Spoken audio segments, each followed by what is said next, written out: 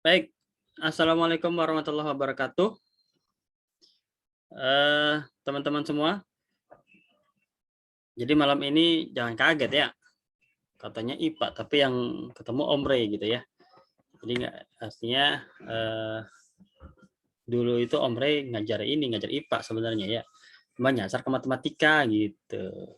Ya sekarang kita kembali ke habitat awal gitu ya. Sebelum kita mulai, kita doa dulu di dalam hati masing-masing. Berdoa dimulai.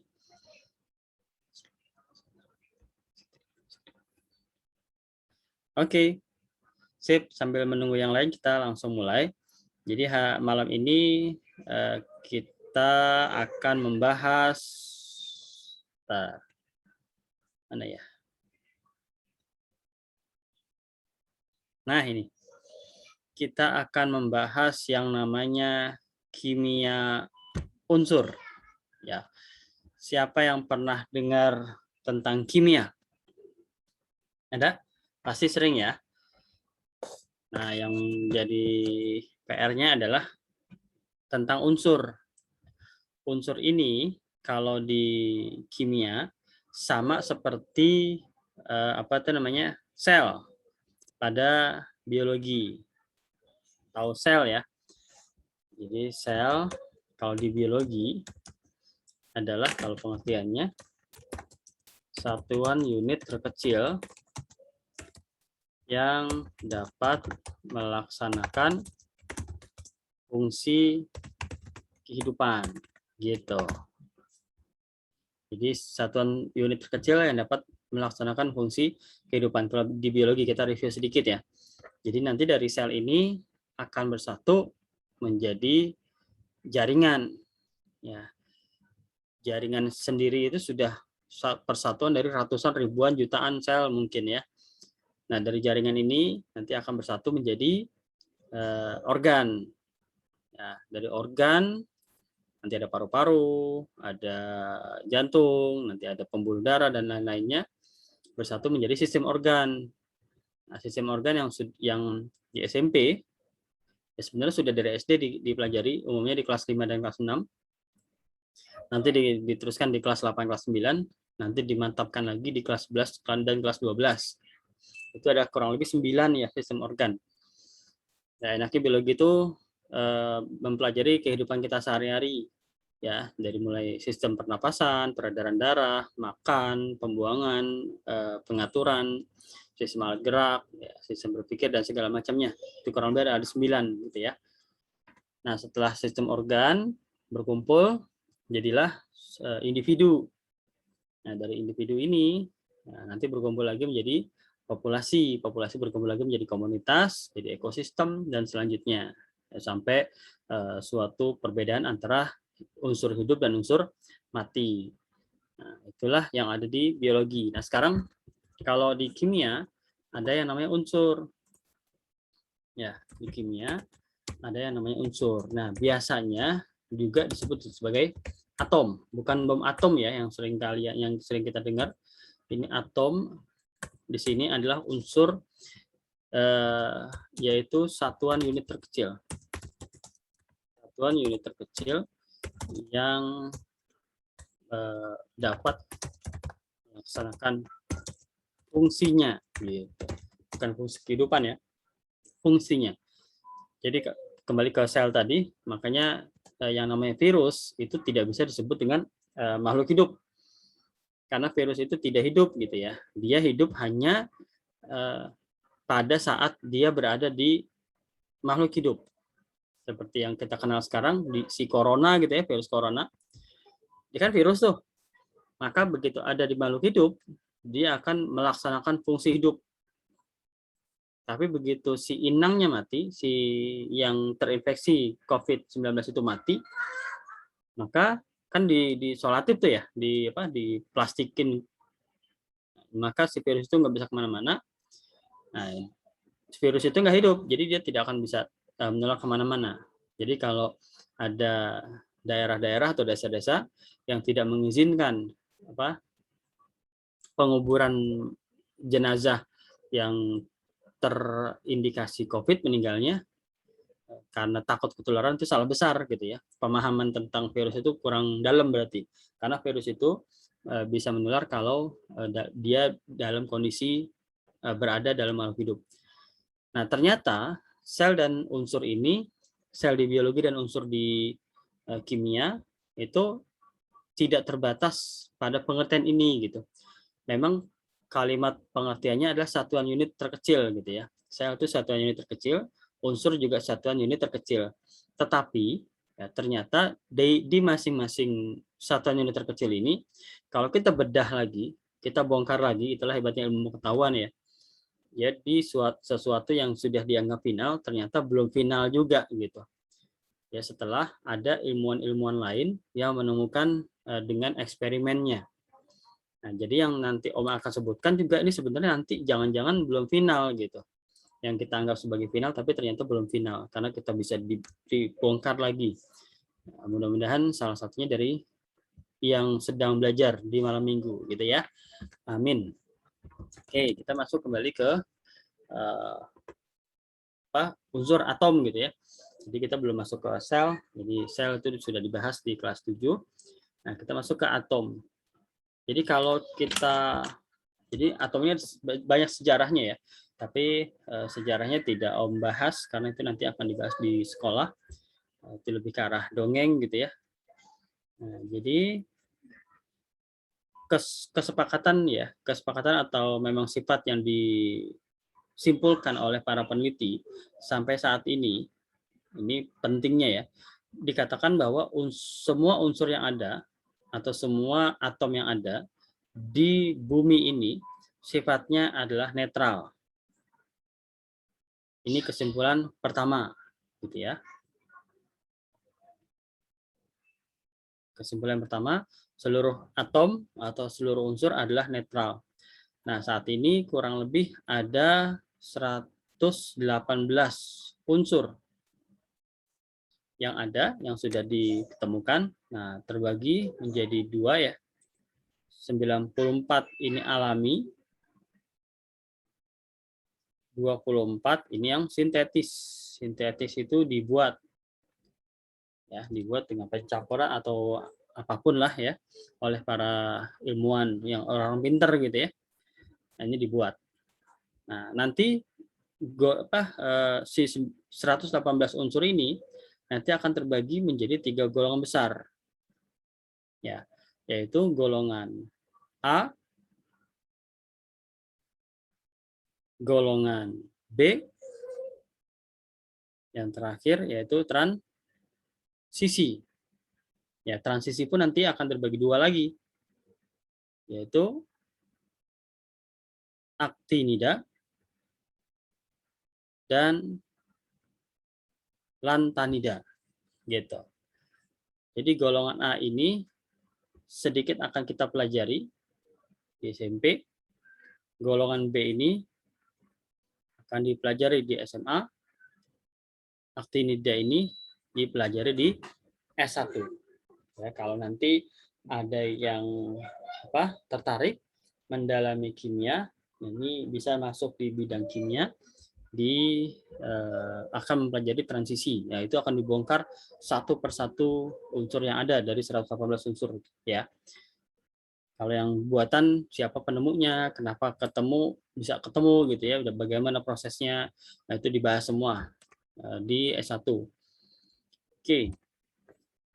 Nah, jadi ceritanya setiap unsur tadinya netral gitu ya.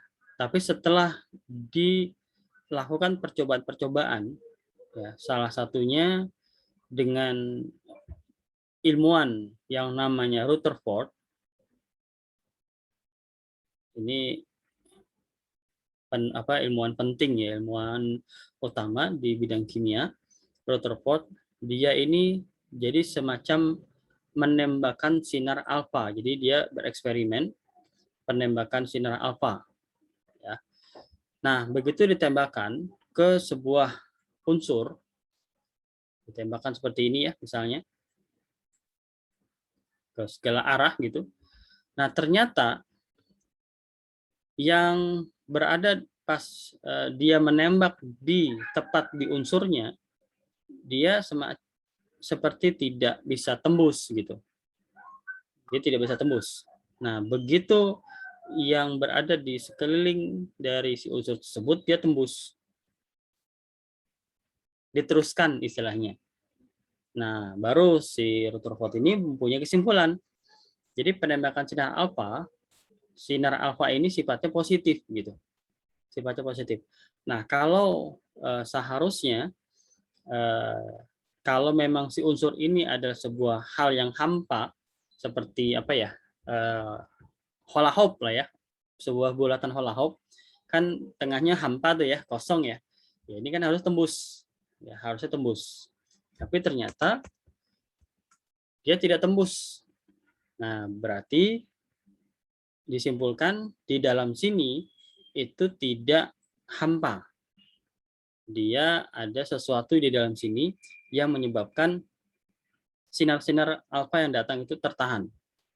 Dan setelah dilanjutkan lagi, oh ternyata bukan hanya ditahan, dipantulkan juga. Oh berarti dia juga sama muatannya positif di dalam si unsur ini. Oke, yang tadinya kesimpulannya adalah netral, ya sekarang netral itu yang nggak ada muatan pengertiannya, ya seperti apa ya, kayu kan nggak ada muatan ya, kalau kamu pegang kan nggak strum ya. Gitu. Nah itu netral, dianggap semua unsur itu seperti itu. Dan setelah dicoba oleh Rutherford, ternyata yang tengah-tengah saat ditembakkan ke unsurnya tidak tembus, bahkan terlempar kembali. Nah, maka disimpulkan di dalam sini adalah hal yang positif. Nah, tapi kalau ini positif, berarti si Rutherford ini apakah menyalahi kesimpulan peneliti sebelumnya? Padahal memang sudah terbukti semua unsur itu adalah netral. Nah, jadi si Rutherford tidak serta-merta menyalahkan si peneliti sebelum, tapi dia juga menyimpulkan ada kesimpulan lain ya. Nah, jadi kesimpulannya adalah kalau memang penelitian yang dulu-dulu mengatakan netral, sementara saya mengatakan positif, artinya untuk menjadikan si positif ini tetap netral harus ada lawannya gitu. Siapa lawannya? Lawannya itu negatif dengan jumlah yang sama. Jadi kesimpulannya adalah di sebuah unsur yang netral pasti ada sebuah muatan positif dan sebuah muatan negatif yang jumlahnya sama. Nah, itu kesimpulannya. Bisa dipahami ya bahwa si Rutherford tidak menyalahkan peneliti sebelumnya, hanya dia membuktikan netral yang dimaksud bukan netral tanpa muatan ya, tapi netral yang dimaksud adalah sebuah unsur mempunyai jumlah positif dan negatif yang sama. Nah, terus kesimpulan si Rutherford selanjutnya adalah kenapa yang dipantulkan cuma saat di unsurnya aja, saat di sini nih, gitu. Sedangkan yang di pinggir-pinggirnya tidak dipantulkan, tapi diteruskan. Oh, kesimpulan selanjutnya adalah bahwa si positif ini berarti ada di dalam unsur. Si negatif ini ada di luar unsur. Gitu. Oke. Kesimpulan selanjutnya adalah, saya ulang ya, kesimpulan selanjutnya adalah nilai-nilai positif atau muatan-muatan positif itu ada di dalam unsur, ya di inti atom. Nah, yang negatif, yang minus gitu ya, itu ada di luar unsur, sehingga cahaya si alfa ini yang bermuatan positif diteruskan, gitu. Yang kita sudah tahu ya bahwa antara positif dan negatif saling menarik ya, positif positif menolak, negatif negatif menolak, seperti itu. Oke, nah jadi kesimpulan berikutnya adalah nilai positif ada di dalam, nilai negatif ada di luar, gitu. Oke, yang mau di screen boleh, yang mau didengerin juga hanya dengerin juga boleh, karena ini kan memang lebih ke arah dongeng ya. Nanti kita baru perkaya dengan soal-soal. Nah, setelah diteliti lagi, jadi kesimpulan yang tadi adalah bahwa kalau si unsur ini digampangkan bentuknya adalah sebuah bulat seperti ini, di sini bagian positifnya, di sini bagian negatifnya, gitu ya, bagian negatifnya. Dan ternyata setelah diteliti, si negatif-negatif ini dia tidak sembarangan letaknya gitu. Dia nggak sembarangan ada seperti ini gitu. Ternyata dia punya bentuk pola penyebaran di luar inti atom. Bentuknya polanya itu seperti planet yang mengelilingi matahari. Nah, seperti ini. Dia berputar-putar sesuai dengan orbitnya. Jadi kan planet itu kalau ingat di fisika, sebuah benda langit disebut planet harus memenuhi beberapa syarat ya. Yang pertama, besarnya cukup untuk menahan tekanan gitu ya. Putarannya cukup untuk menahan dia tidak terlempar ke dalam ke matahari ya. Sehingga dia mempunyai zona eksklusif perputaran yang disebut dengan orbit. Nah, kalau dia tidak mempunyai garis eksklusif perputarannya atau yang disebut dengan orbit, maka dia tidak bisa dikatakan sebagai planet. Nah, besar juga harus cukup. Makanya dulu waktu zaman saya kecil yang namanya planet itu ada planet Pluto. Nah, kalau sekarang sudah tidak dimasukkan ke dalam daftar planet si Pluto itu. Ya. Oke. Nah, kembali ke negatif positif ini. Jadi si positif ini dia berada di dalam, ngumpul di dalam. Ini banyak sekali positif di sini. Nah, yang jumlahnya sama dengan yang negatif gitu. Nah, ternyata setelah diteliti si negatif-negatif ini, mereka punya putaran khusus gitu, yang terus melingkari atau mengelilingi si positif yang berada di inti atom. Nah, namanya ilmuwan tuh suka iseng gitu ya. Semua fenomena yang ada itu menjadi pertanyaan gitu. Kenapa begini, kenapa begitu? Nah, mereka lalu bertanya, kenapa si negatif ini terus berada di memutari si positif ini yang di tengah-tengah, yang di inti atom. Jadi bagian yang tengah ini disebut inti atom ya. Inti atom. Nah, yang mengelilingi ini, orbit-orbit ini disebut dengan kulit atom. Ya, kulit unsur atau kulit atom. Nah, mereka bertanya kenapa si elektron ini ya, yang positif disebut dengan proton ya, yang negatif disebut dengan elektron. Ingat ya. Positif disebut dengan proton, negatif disebut dengan elektron. Oke, gitu. Nah, mereka penasaran kenapa bisa muter-muter gitu ya. Nah, mereka coba timbang. Nah, ini jangan-jangan beratnya si positif itu jauh lebih besar dari beratnya si negatif. Gitu. Sehingga si negatifnya akan secara otomatis mengitari positif. Sama seperti matahari. Ya, kenapa bumi, Merkurius, Neptunus, dan lain-lainnya itu mengelilingi matahari? Nah, pertama karena si matahari ini volumenya itu jauh lebih besar dari bumi dan lain-lainnya, gitu ya.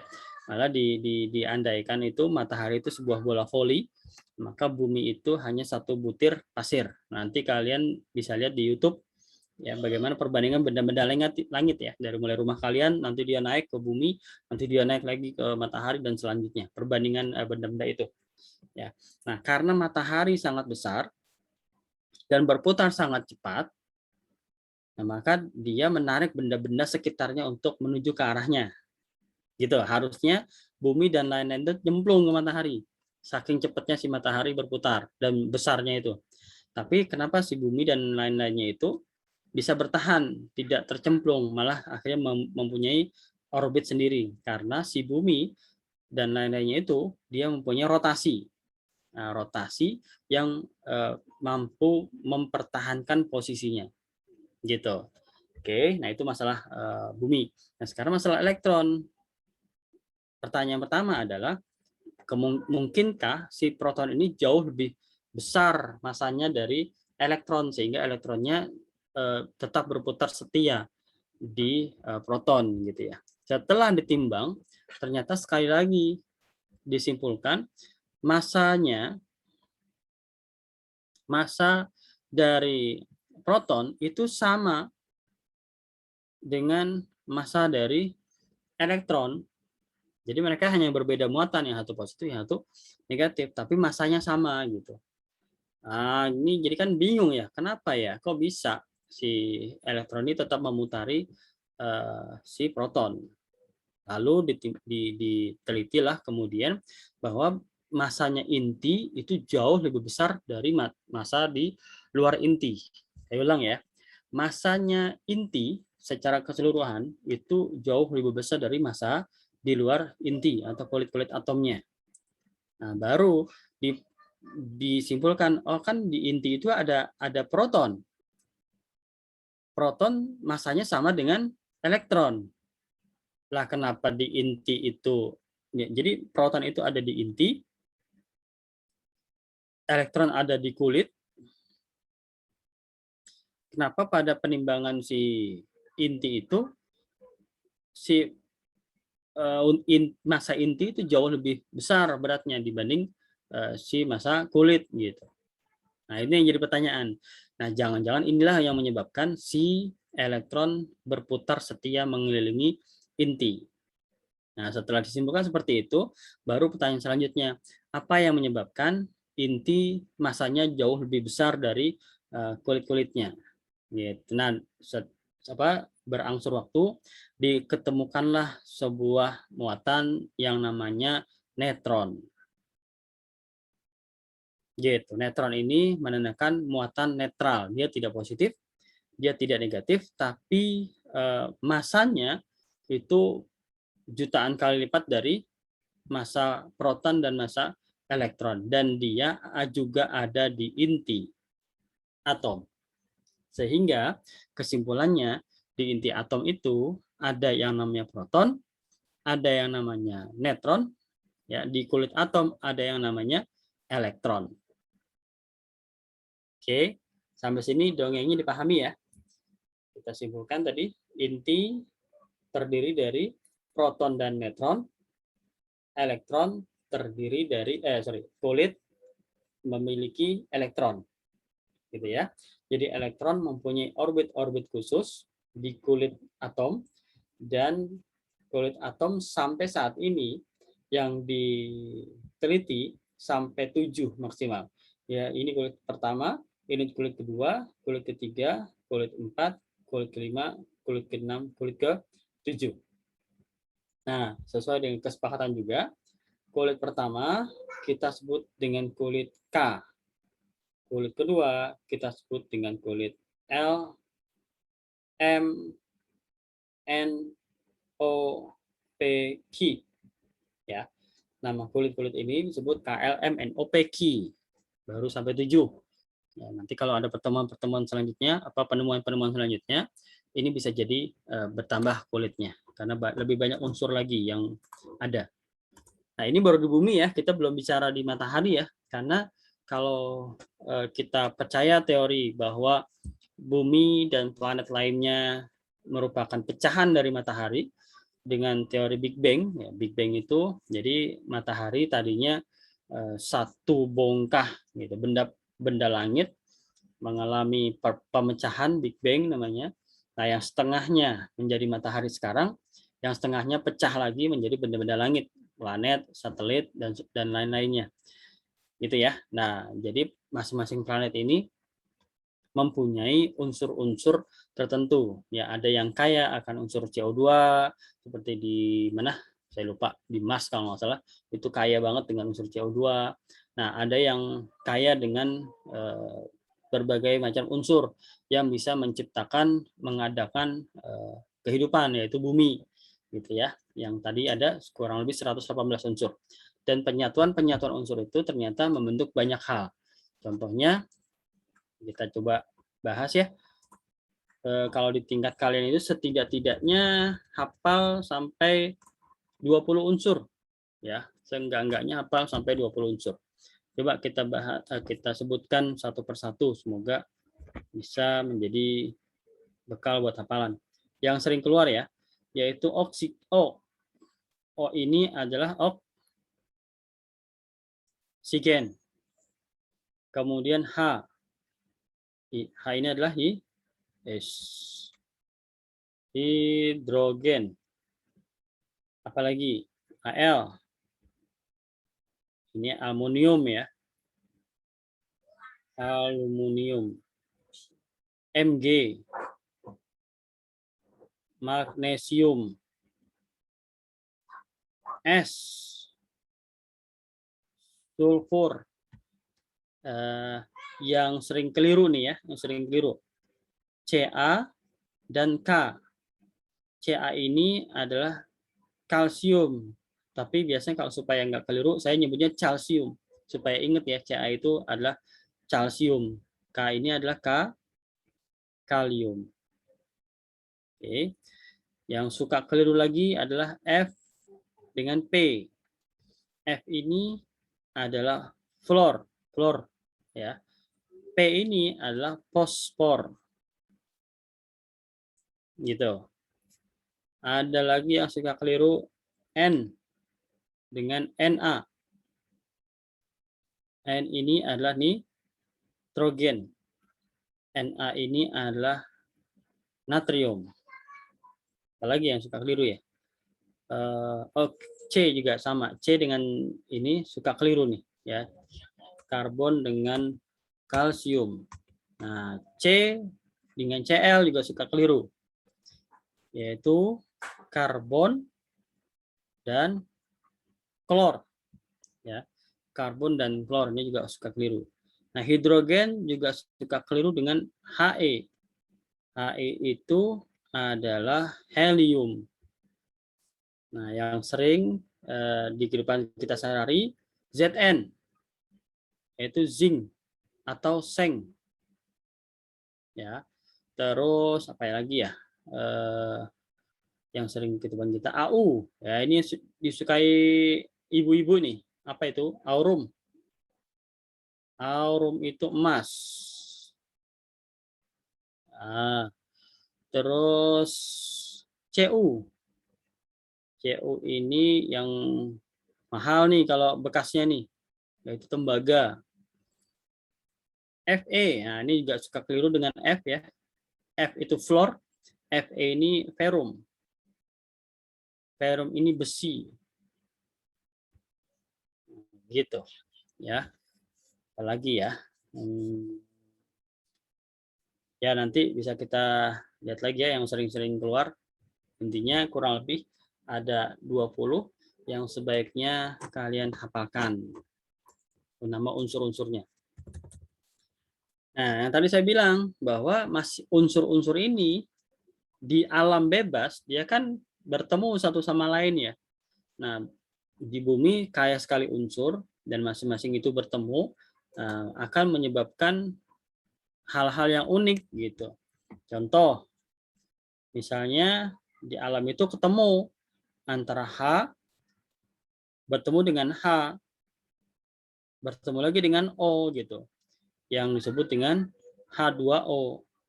Jadi H ini adalah gas hidrogen, ya, dua gas hidrogen ketemu dengan satu gas oksigen kan sama-sama gas semua ya. Tiba-tiba dia menjadi H2O yang bentuknya cair. Nah ini yang disebut air, gitu, ya. Nanti ada lagi misalnya Na. Na ini natrium ya, logam dia. Cl itu klor, gas. Nah, ini ketemu jadilah padatan yang namanya garam dapur gitu. Jadi unik-unik begitu zat-zat ini ketemu. Kadang ada zat-zat itu yang sengaja diketemukan gitu. Tidak ketemu secara bebas di alam, tapi diketemukan dan ternyata setelah itu diketemukan sangat bermanfaat untuk kehidupan sehari-hari. Contoh, gimana? Ada pertanyaan? Enggak ya? Oke, contoh. Contoh misalnya H2SO4. Jadi H2 ketemu dengan sulfur S ya, ketemu dengan oksigen, masing-masing perbandingannya. Nah, ini disebut dengan asam sulfat. Nah, ini bermanfaat untuk aki. Ya, kita tahu ya, aki itu nanti bermanfaat sekali untuk kendaraan dan lain-lainnya. Oke. Apalagi misalnya magnesium oksida, MgO. Ini bermanfaat untuk obat MAH gitu ya, dan lain-lainnya. Nanti yang seperti ini biasa dipelajari di kelas 8 ya, penggunaan kimia ya, penggunaan zat-zat kimia dalam kehidupan sehari-hari. Sampai sini ada pertanyaan? Nanti kalau ketinggalan nyatetnya bisa dilihat rekodnya ya, supaya kita bisa lanjut. Oke, kembali di unsur-unsur kimia, masing-masing itu punya sifat ternyata. Sifatnya si hidrogen dengan sifatnya helium. Jadi hidrogen itu dia punya nomor atom namanya. Kita belum bahas apa itu nomor atom, dengar aja dulu. Jadi si hidrogen itu dia nomor atomnya 1, atau dalam konfigurasi itu unsur pertama yang disebut di tabel periodik yaitu hidrogen. Gitu. Nah, unsur kedua yang disebut di tabel periodik adalah helium. Jadi ini pertama nih. Nah, yang ini kedua si helium ini. Nah, walaupun mereka cuma beda 1 ya, yang hidrogen punya 1 nomor atom, si helium punya 2 nomor atom, ternyata sifatnya itu beda jauh gitu. Ya, hidrogen sangat bermanfaat untuk kehidupan, ya helium juga bermanfaat, tapi dia sifatnya radioaktif. Gitu. Radioaktif kan lumayan berbahaya ya, jadi nggak sembarangan bisa menyentuh helium. Gitu. Artinya untuk dibuat yang macam-macam tuh nggak bisa sembarangan karena sifatnya radioaktif. Nah, kalau radioaktif dan sifatnya stabil, maka dia di alam bebas itu sangat jarang ditemukan. Gitu. Nah, termasuk aurum juga. Oke, lanjut. Jadi kenapa setiap unsur itu punya sifat-sifat? Karena tadi salah satunya yang saya bilang, mereka masing-masing punya nomor atom. Nah, dari nomor atom ini nanti akan menjadikan unsur-unsur itu berada di dalam satu golongan yang berbeda gitu. Jadi ada unsur-unsur walaupun beda jauh nomor atomnya berada di dalam satu golongan, ada unsur-unsur yang walaupun dekat berada di beda golongan. Nah, golongan-golongan itulah yang menentukan sifat-sifat unsur. Jadi unsur-unsur yang berada di dalam satu golongan sifat-sifatnya hampir sama. Saya ulang ya. Unsur-unsur yang berada di dalam satu golongan sifat-sifatnya hampir sama. Nah, yang berbeda golongan sifat-sifatnya itu agak berbeda. Semakin jauh golongannya, maka sifatnya juga semakin jauh. Nah, seperti tadi yang saya sebutin, hidrogen ini nomor atomnya 1, dia golongannya 1A. Nah, si helium ini nomor atomnya 2, golongannya bukan 2A, tapi golongannya 8A. Gitu. Jadi walaupun beda cuma 1 nomor atom, tapi beda golongannya jauh, sehingga si hidrogen dengan helium berbeda sifatnya itu jauh banget gitu. Sip? Ya, kita bahas sekarang apa sih yang menyebabkan sebuah unsur mempunyai golongan yang berbeda. Ya.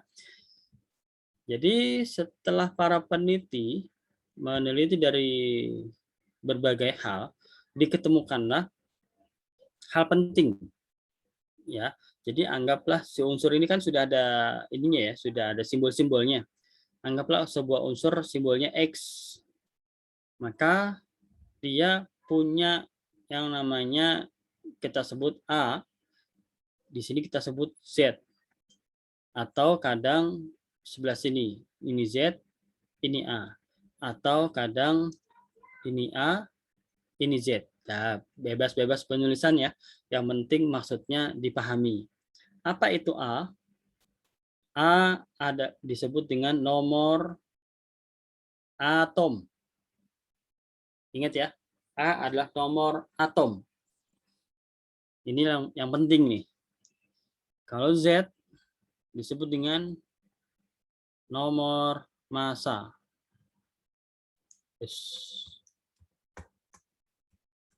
Nomor massa. Nah, nomor atom ini menunjukkan apa sih gitu ya. Nomor atom ini menunjukkan jumlah proton. Ini saya gedein ya. Sengaja nih, biar kelihatan. Nomor atom menunjukkan jumlah proton, bukan jumlah elektron gitu. Nah, tapi jumlah proton ini ngefek nggak ke jumlah elektron? Ngefek ya, karena diketahui tadi kesimpulan pertama, seluruh unsur atau seluruh atom adalah netral. Jadi, karena nomor atom ini menunjukkan jumlah proton, nah sekaligus nomor atom ini menunjukkan jumlah elektron. Ya udah Om, disebut aja jumlah elektron apa, nggak usah pakai jumlah proton. Nantinya setelah kita belajar lebih jauh lagi, ternyata jumlah proton itu sifatnya selalu tetap gitu. Selalu tetap. Nah, jumlah elektron bisa berubah. Kenapa dia bisa berubah? Dan dia berubahnya bisa ke atas, bisa ke bawah gitu. Dia bisa bertambah banyak dan bisa bertambah sedikit si jumlah elektron ini. Karena perubahan itu kan boleh bertambah banyak dan boleh bertambah sedikit ya. Nah, itu jumlah elektron. Nah, ini yang nanti akan kita pelajari. Nah, nomor massa ini menunjukkan jumlah proton ditambah neutron. Gitu. Ya. Jadi nomor massa menunjukkan jumlah proton ditambah jumlah neutron. Jadi kalau jumlah proton itu adalah A, jumlah neutron itu adalah N, ya, nah maka nomor massa Z adalah A ditambah N gitu. Ya.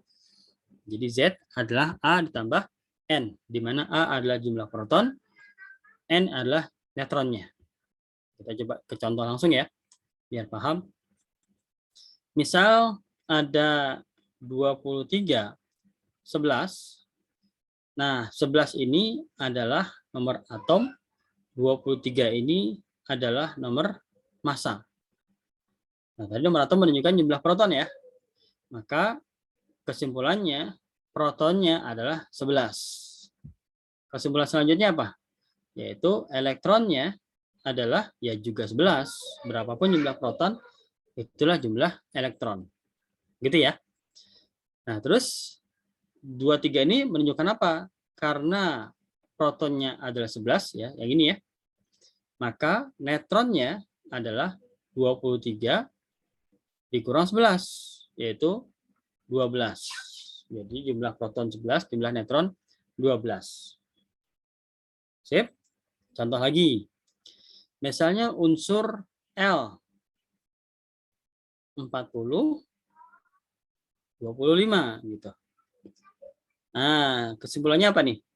Protonnya yaitu 25 dan elektronnya juga 25. Nah, terus ini apa kesimpulannya? Protonnya 25, maka neutronnya berapa? Ya 40 dikurang 25, yaitu 15. Dipahami ya? Yuk. Mudah-mudahan dipahami nih. Ini masih sederhana banget nih. Coba disebut ya. Misalnya ada unsur T, nomor massanya 30, nomor atomnya 13, berapakah protonnya, berapakah elektronnya, berapakah neutronnya? Yuk dijawab Japri 1 menit dari sekarang.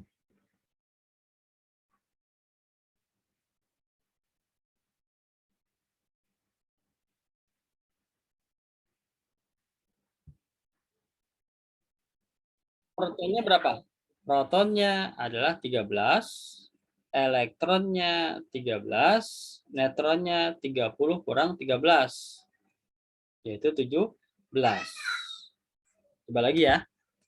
Coba lagi yuk.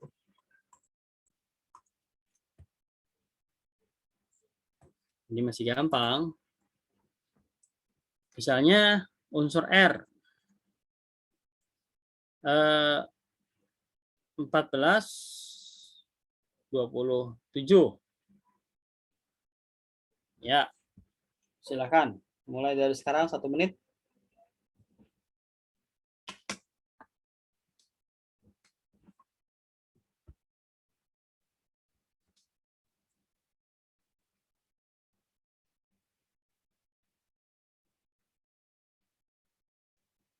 (1427), proton berapa, elektron berapa, neutron berapa?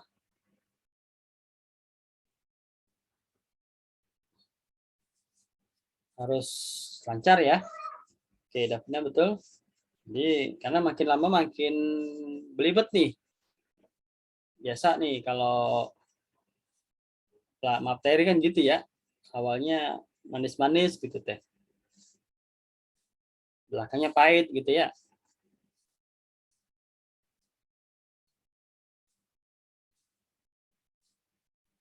Oke, Ismi betul. Davina, Ismi betul. Yang lain mana nih? Masih berkisar antara Davina dan Ismi. Coba kita lihat yang hadir di sini siapa aja sih. Ada Ica, ada Ili, Ismi, Kail ini Raka ya kalau salah ya. Maika, Firisha, Firisha, selamat datang Firisha ya. Firisha malam ini baru bergabung kayaknya nih. Mudah-mudahan bisa mengikuti. Kebetulan materi tentang unsur kimia ini memang baru kita mulai. Oke? Kail Mikael. sorry. Oh, Kail Mikael. Terus si Raka mana si Raka? Oh, Raka nggak datang dia. Ya mungkin apa terjajah oleh pacarnya ya, harus apel Hadir. Hadir. Oh, hadir. Oh, di sini. Saya salah mulu ya. Oh, si Ili itu si Raka. Habisnya kayak cewek sih pakai nickname-nya si Raka. Kayak Raka gitu loh. Kan Raka kan berarti perjaka gitu ya. Lupa diganti, Kak. Sorry, Kak. Oh, lupa diganti. Udah gitu gambar lope-lope lagi si Raka, dada aja. Badan gede, gambar profil lope-lope. Bagaimana itu urusan? Oke, nggak apa-apa Ki. Ki siapa sih? Lupa namanya Ki. Gaitsa ya kalau nggak salah ya. Oke, kita bahas. Kalau ada yang belum ngerti bilang ya. Kak, ini sinyal aku udah tadi jelek gitu, udah tadi keluar masuk sih. Ya, Ki nggak apa-apa Ki. Emang tuh kadang sinyal gitu ya, suka jelek ya. Mungkin belum mandi kali sinyalnya, jadi jelek. Protonnya 14, elektronnya sudah pasti 14, neutronnya berarti 27 kurang 14, 13. Gitu ya. Nah, ini Om pasti yakin semua sudah bisa nih ya, cuman karena malu aja. Jadi makanya dijawabnya lewat Japri ya, Zoom, chat Zoom ya, bukan chat WA, chat Zoom Japri supaya nggak malu gitu ya. Karena kan kalau salah takut malu gitu ya. Oh kalau benar takut malu gitu. Jadi kalau kadang walaupun benar itu suka malu ya. Takut dianggap sombong gitu ya. Kalau jelek kan takut dianggap nggak bisa mulu gitu ya. Tapi di sini usahakan tetap harus menjawab baik salah ataupun benar. Oke, kita lanjutkan ya materinya. Jadi Om harap ini sudah bisa. Nanti kalau ada yang masih bingung bisa lihat recordnya. Kita masuk ke ini, konfigurasi elektron. Konfigurasi elektron. Ingat judulnya konfigurasi elektron. Artinya apa? Artinya yang kita pedulikan adalah elektronnya. Oke, yang kita pedulikan adalah elektronnya. Nah, pengertian konfigurasi elektron apa sih? Yaitu susunan banyaknya elektron pada tiap-tiap kulit atom. Nah, dipahami? Susunan banyaknya elektron pada tiap-tiap kulit atom. Ingat tadi kulit atom ada berapa ya? Ada yang tahu? Ingat kulit atom ada berapa? sampai saat ini. Kalau ini inti atom, ini kulit-kulit atom ya. Ini bentuknya bulat ya, tapi kita singkat aja seperti ini. Ya, jadi kulit atom itu ada 7. Ini disebut dengan kulit K, kulit L, M, N, O, P, Q. Jangan ditanya kenapa mulai dari K, kenapa nggak dari A, B, C. Ya, itu nanti ditanyakan ke penemunya ya. Nah, sekarang kita pakai logika. Kalau ini kita bulatkan, gitu ya. Terus ini kita bulatkan lagi. Nah, berarti kan bulatannya itu lebih besar kulit L dibanding kulit K. Gitu ya.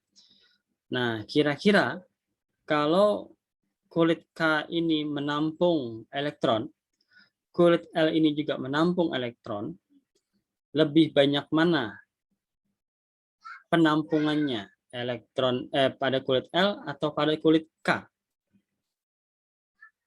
Logikanya gimana? Banyakan menampung L atau K? Banyakan? Sudah pasti banyakan L ya. Oke. Nah, ternyata setelah diteliti, masing-masing kulit ini dia mempunyai kapasitas gitu. Kapasitas atau daya tampung maksimal. Ya, kapasitas atau daya tampung maksimal yang dengan pola yaitu 2 kali N kuadrat. Ya, N ini menunjukkan kulit keberapanya. Jadi kalau K dia kan kulit pertama ya, maka N-nya adalah 1. 2 kali 1 kuadrat berarti 2 kali 1, maka kapasitas elektron kulit K adalah 2. Oke. L, kulit kedua. Maka 2 kali 2 kuadrat, 2 kali 4. Berarti 8. Jadi kapasitas elektron untuk kulit L adalah 8. M, kulit ketiga. Berarti 2 kali 3 kuadrat, 2 kali 9. Yaitu 18. Sip. N, kulit keempat. Berarti 2 kali 4 kuadrat, 2 kali 16. Jadi 32. O, 5. 2 kali 5 kuadrat, 2 kali 25, yaitu 50. P, 6. 2 kali 6 kuadrat, 2 kali 3, 6 ya. Berarti 72. Q, N kuadrat. Ini 7 kuadrat, 49. 2 kali 49, 98. Gitu ya. Nah, tapi yang ini mah nggak mungkin ketepatan gitu ya. Artinya di materi kalian biasanya cuma sampai N aja. Ya, maksimal tuh di N. O, P, Q biasanya tidak pernah tersentuh sama sekali. Gitu ya. Nah, jadi ini adalah daya tampung maksimal di tiap-tiap kulit atom.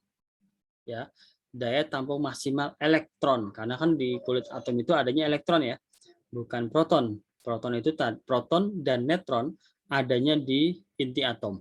Itu yang perlu diingat ya. Jadi sering banget keluar soal teori inti atom mengandung apa? Nah, itu mengandung proton dan elektron, proton dan neutron. Di mana kulit atom, di mana elektron berada? Di kulit-kulit atom. Gitu. Apa istilah untuk daya tampung maksimal kulit atom menampung elektron? Namanya kapasitas elektron. Nah, bagaimana susunannya dalam kulit atom disebut apa? Konfigurasi elektron. Nah, jadi kalimat itu diputar-putar. Gitu. Padahal yang kalau kita paham konsepnya, kalimat boleh berubah, tapi pengertiannya sama gitu. Kita mulai ya contohnya ya. Jadi contohnya misalnya ada unsur B. Ya, unsur B. Ini 8 deh. Ya, ini nomor atom 8.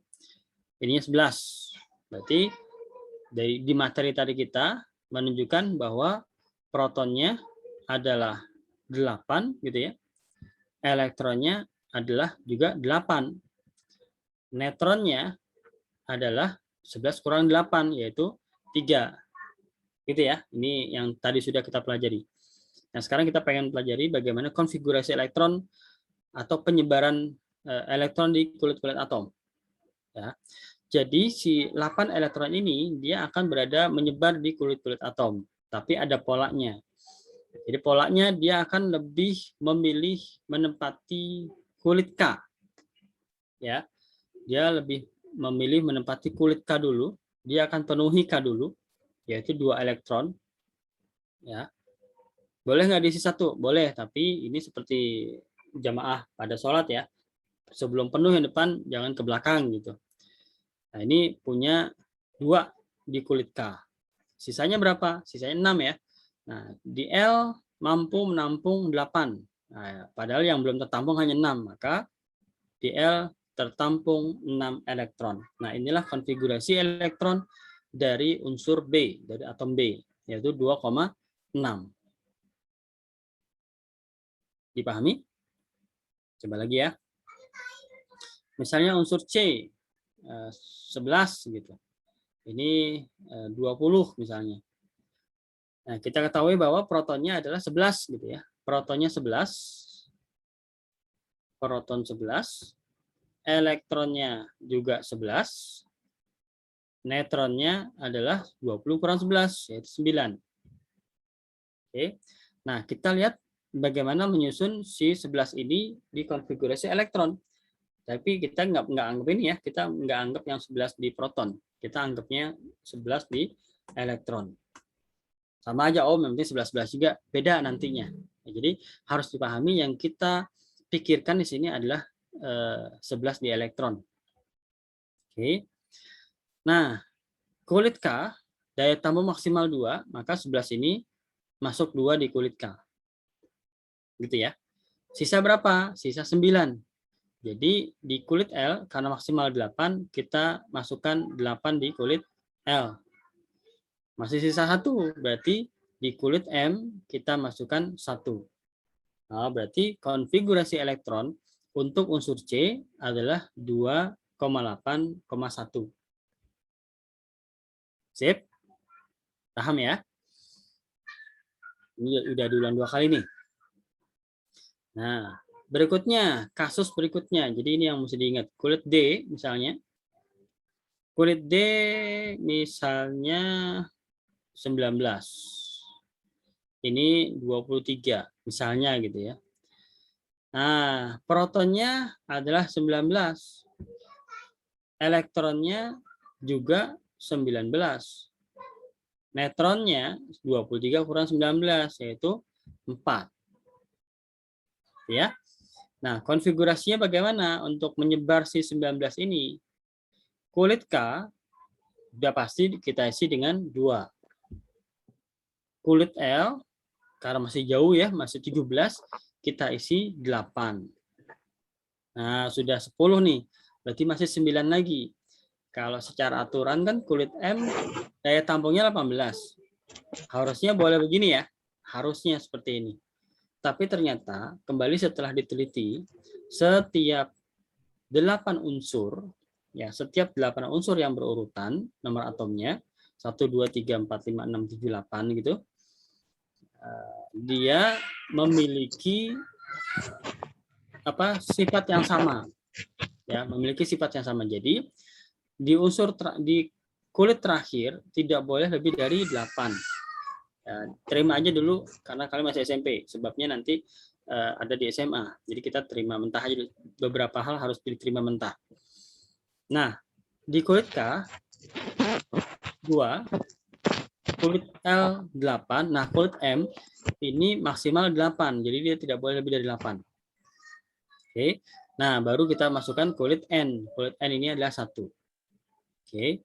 Nah, jadi konfigurasi elektron dari unsur D yaitu bukan 289 tapi 2881.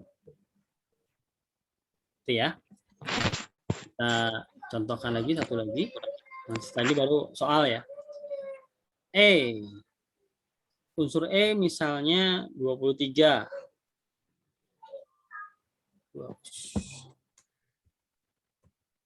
23 apa sih?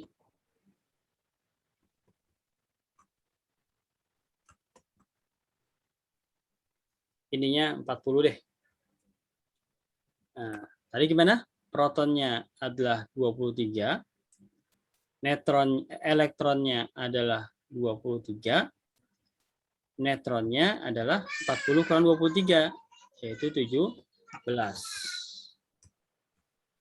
Ya. Nah, sekarang tugas kita ingin membongkar ini. Yaitu kulit K sudah pasti 2, ini 23 ya. Kulit L sudah pasti 8, sudah 10 ya, sisa 13 lagi. Nah, jadi M itu maksimal bisa 18. Jadi harusnya M kan bisa 13, tapi tidak seperti ini karena dia tidak boleh lebih dari 8. Jadi yang konfigurasi aslinya adalah 2, 8, 8, 5. Nah, inilah di kulit N. Jadi konfigurasi untuk unsur E yaitu 2885. Ya, terakhir, contoh terakhir F. Misalnya 30. Ya. 30 di sini 40 misalnya gitu.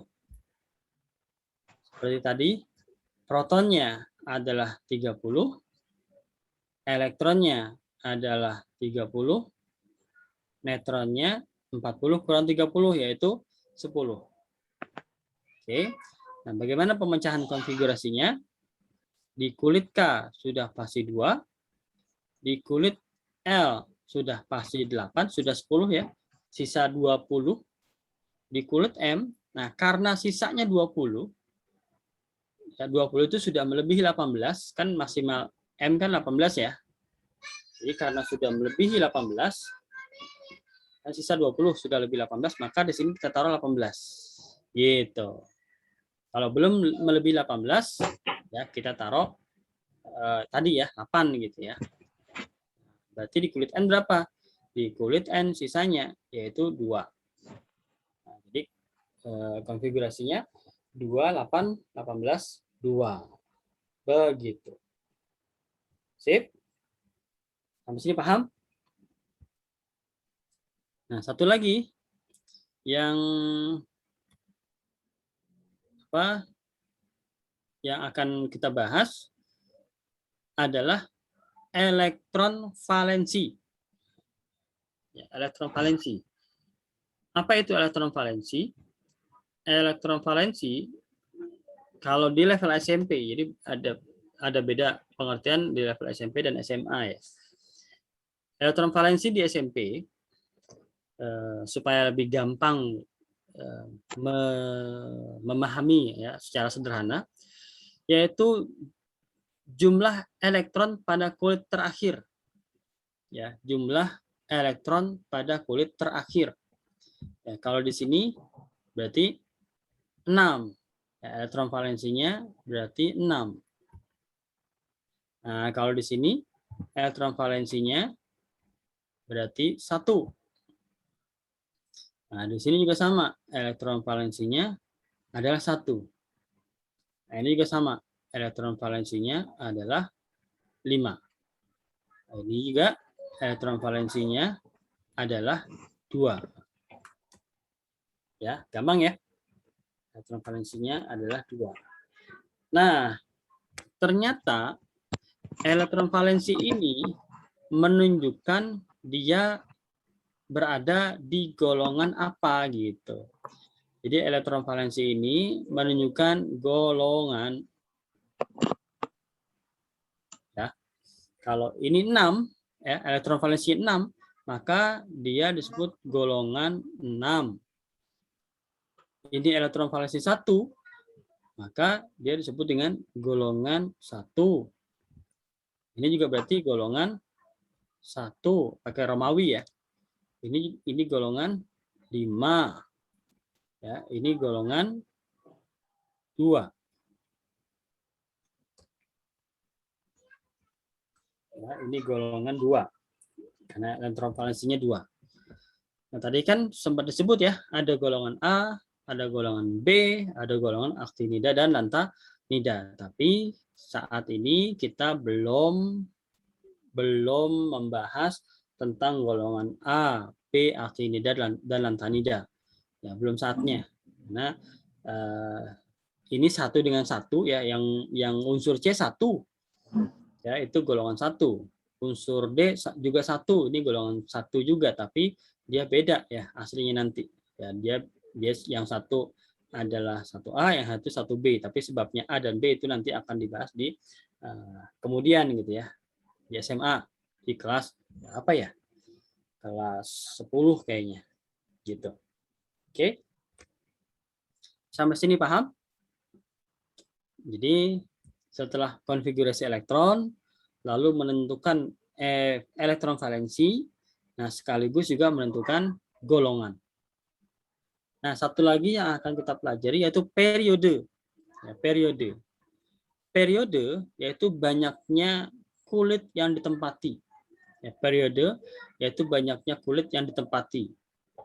Nah, jadi kalau periode di sini, periode di sini berapa? Karena dia cuma menempati kulit K dan L, ada dua kulit ya, maka dia masuknya periode 2, ya pakai huruf biasa, ya, angka biasa gitu ya. Nah, yang unsur C berarti periode 3, karena ada 3 ya, KLM. Unsur D berarti periodenya 4, karena KLMN. Ya. Nah, berikutnya E juga sama ya, E yaitu periode 4. Seperti itu. F, yang F berarti periode berapa? F periode juga periode 4. Periodenya 4, bukan periode 4. Ya, seperti itu. Sampai sini ada pertanyaan? Sebelum kita lakukan tes. Ya, tes-tes kecil ya, kayak tadi ya. Artinya untuk memastikan bahwa kalian paham yang dijelaskan. Sudah di screen dulu buat nanti bahan contekan. Beres? Bentar, Kak. Sip ya. Oke.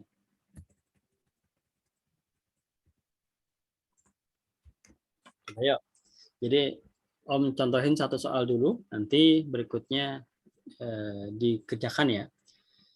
G, misalnya unsur G, dia adalah 15 dan 23. Pertanyaan pertama, protonnya berarti 15. Elektronnya berarti 15. Neutronnya berarti 23 kurang 15, 8. Konfigurasi elektronnya berarti apa? Di K 2, di L 8, sudah 10 ya. Di M 5. Di KLM ya.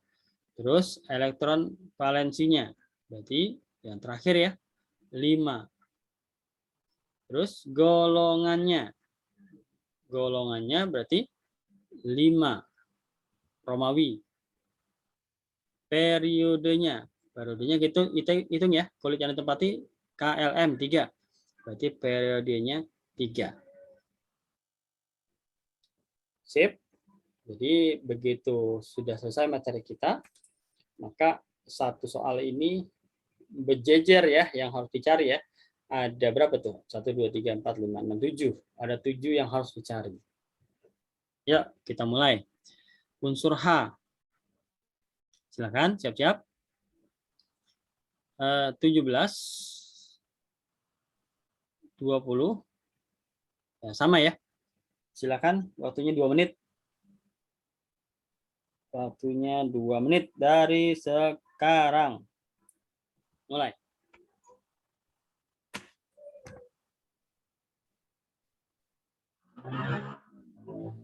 Japri ya.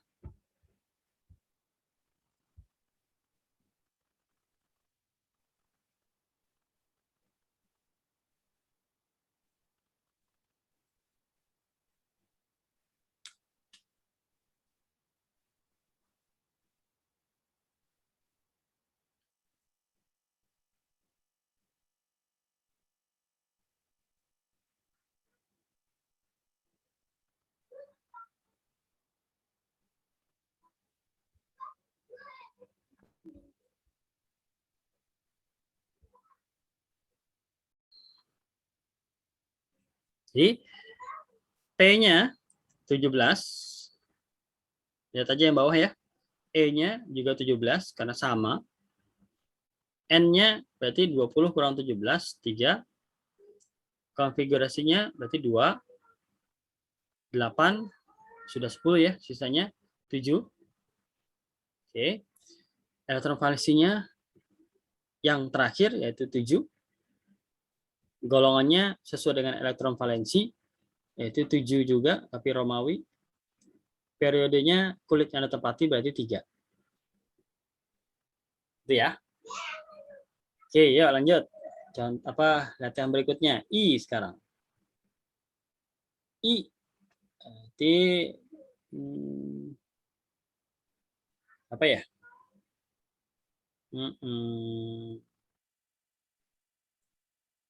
32 deh. 32 41. Ya, silakan. Waktunya boleh tambahin deh jadi 3 menit deh.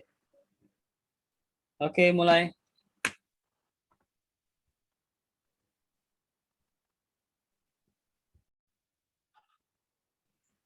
Oke, nggak apa-apa. Proton 32 sesuai dengan jumlah atom ya. Nomor atom, sorry. Elektron juga 32. Neutron 41 kurang 32 berarti 9. Konfigurasi elektron 2, 8, sudah 10. Sisanya masih 22. Cukup 18 ya. Taruh 18.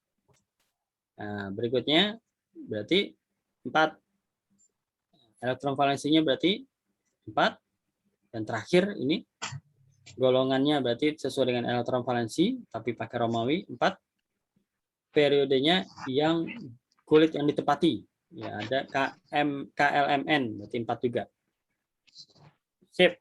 Percobaan terakhir. Siap ya. Percobaan terakhir berarti J. Ya, J berarti 24 deh. 24 33. Yuk, silakan. 3 menit dari sekarang.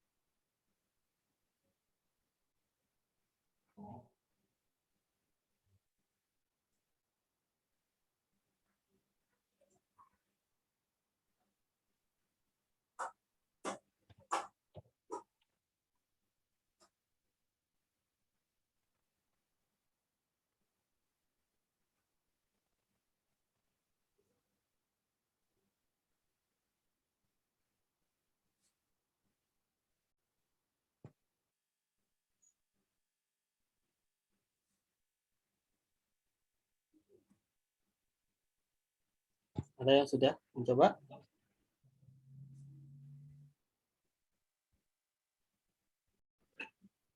Jelas ya. Jadi yang proton mengikuti nomor atom ya 24. Jadi sudah pasti jumlahnya 24.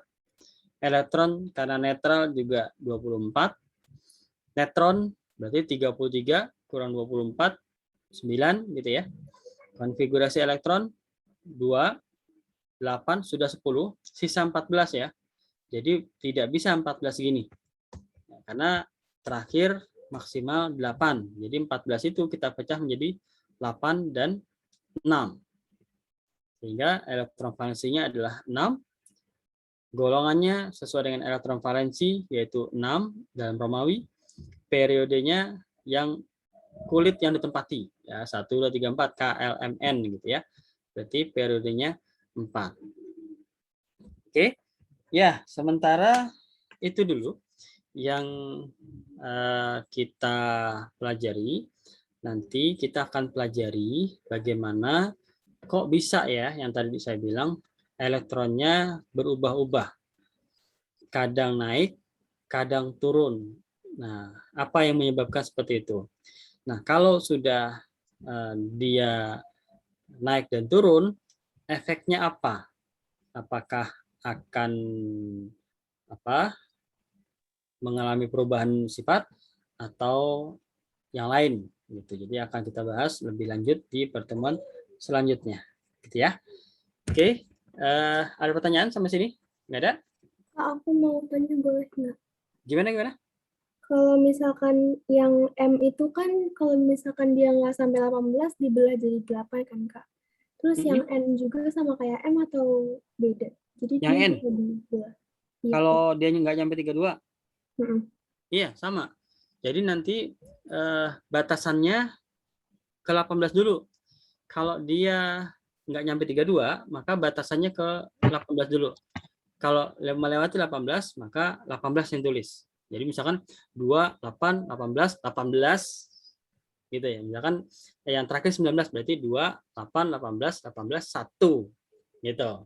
Tapi kalau dia melampaui 32, ya tulis 32. Terus kalau tidak melampaui 32, tidak melampaui 18, itu gimana? Ya 8 lagi balik. Misalnya berapa ya? 37 deh, 37 ya, 37. 2, 8, sudah 10 ya. Jadi 18 ya. Apa sih ini? 18. Nah, ini kan udah 28 nih. Sisanya kan 9 ya. Nah, karena sisanya 9, kalau kita taruh 18 nggak bisa. Ya, kita taruh 18 di sini nggak bisa. Kita taruh 9, nggak boleh juga. Nah, berarti balik lagi ke 8. Nah, gitu. 1. Oke. Nah, misalnya berapa? 47 misalnya. 47. 47. Ya. Berarti 2, 8, 18. Sudah 28 nih. Nah, 47 kurang 18 berapa? Kan 19 ya? 47 kurang 28. Kan 19. Ya, berarti kan di sini masih bisa di sini. 18, 1. Kayak gitu. Karena belum melampaui 32. Ya, ingat intinya ini adalah cara gampang menyusun konfigurasi elektron di level SMP. Ya, tapi nanti kalau di SMA agak beda lagi. Tadi itu bukan lebih rumit, tapi lebih menarik karena dia ada huruf-hurufnya lagi. Ada namanya suborbit, suborbit. Ya, suborbit ya kalau salah namanya. Gitu. Kayak gitu ya. Intinya yang belakang tidak boleh lebih dari 8. Gitu. Sip? Jelas, Davina? Jelas, Kak. Makasih, Kak. Oke. Ya, kita close untuk sementara pertemuan kali ini. Sebelum kita berpisah, seperti biasa, yuk dibuka open kameranya. Kita foto bareng, foto keluarga. Yuk, Davina, Ismi, Kail, Meika, Vika, Ferisha, Gaica. Silakan. Maaf Kak, kamera aku lagi nggak bisa nyala. Terus apa tuh? Oh, Vika. Oke, nggak apa-apa. Nanti dinyalain ya. Ismi, Meika, Ferisha, Ica. Oke. Si Vika, Ica belum? Vika, Ica. Sip. Ada Karima nggak? Iya, Kak. Nah, sok Karima aja kalau gitu. Oke, aku foto ya. Baca hamdalah. Dengan baca hamdalah untuk pertemuan kita malam ini. Alhamdulillahirabbil alamin. Semoga manfaat. Jangan lupa dipelajari kembali. Di catatan kalian juga direkam YouTube-nya ya. Nanti dikirim oleh Karima di grup seperti biasa. Assalamualaikum warahmatullahi wabarakatuh. Waalaikumsalam. Waalaikumsalam. Makasih, Kak. Oh, thank you.